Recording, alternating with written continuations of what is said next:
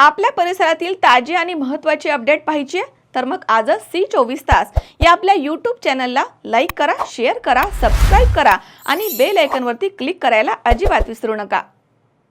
महाराष्ट्र प्रदेश युवक काँग्रेसच्या आवाज महाराष्ट्राचा या राज्यव्यापी अभियानाअंतर्गत आवाज महाराष्ट्राचा नाशिकच्या परिवर्तनाचा या उपक्रमाचा नाशिकमध्ये शुभारंभ करण्यात आला।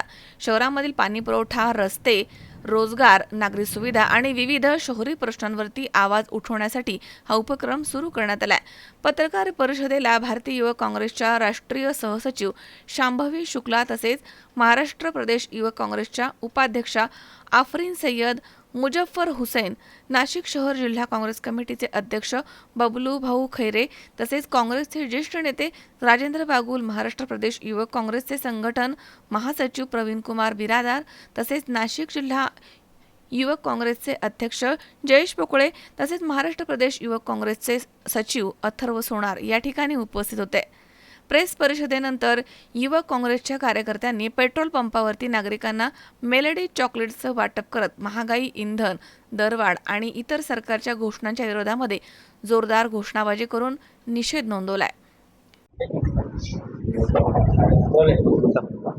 आवाज महाराष्ट्राचा नाशिकच्या परिवर्तनाचा हा एक प्रोग्राम युवक काँग्रेस मार्फत आम्ही लॉन्च करतोय। या प्रोग्राम मध्ये आमचे जे पदाधिकारी आहेत हे प्रत्येक गल्लोगल्लीत जाऊन नागरिकांच्या ज्या अडचणी आहेत त्या समजून घेणार आहेत।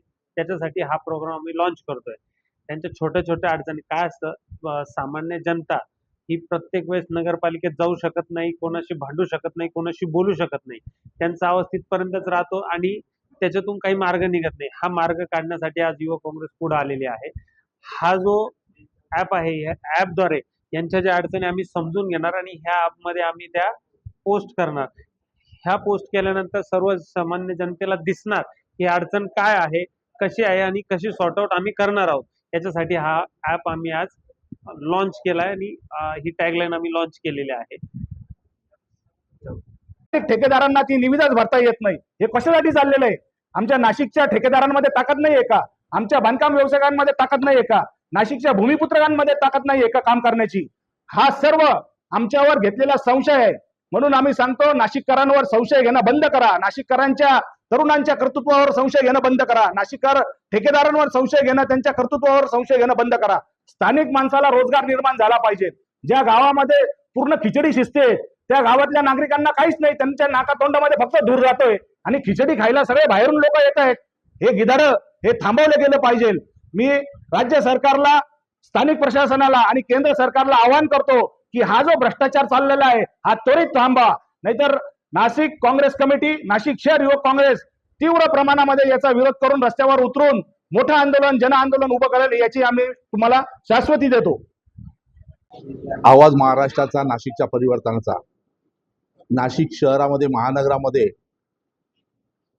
भ्रष्ट अशा स्मार्ट सिटीच्या माध्यमातून जो भ्रष्टाचारी कारभार झाला आणि त्याच्यावर पांघरून टाकण्यासाठी आता कुंभमेळ्यातले 40,000 कोटी रुपयांचा चुराडा चाललेला आहे आणि ते फक्त खर्चे घालण्याच्या माध्यमातून त्या भ्रष्टाचारावर पांढरं पांघरून टाकण्याचा जो विषय सरकार आणि महापालिकेचे, सरकारचे जे अधिकारी ठेकेदारांसोबत मिळून हे गाव उद्ध्वस्त करतायत ते अतिशय वाईट आहे आणि वाईट आहे।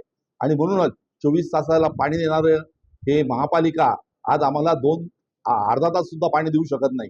किंबहुना ती जी स्मार्ट सिटीने केलेली जी पाण्याची लाईन आहे ती पूर्णपणे बोगस आहे आणि म्हणून आता महानगरपालिका परत थेट पाईपलाईनचा प्रस्ताव म्हणजे आता सम बांधून करती आहे आणि हे पाणी आम्हाला सिंहस्थापर्यंत मिळेल की नाही हा प्रश्नच आहे, ते मिळणार पण नाही। 10,000 किरण आहेर, C24 तास, नाशिक।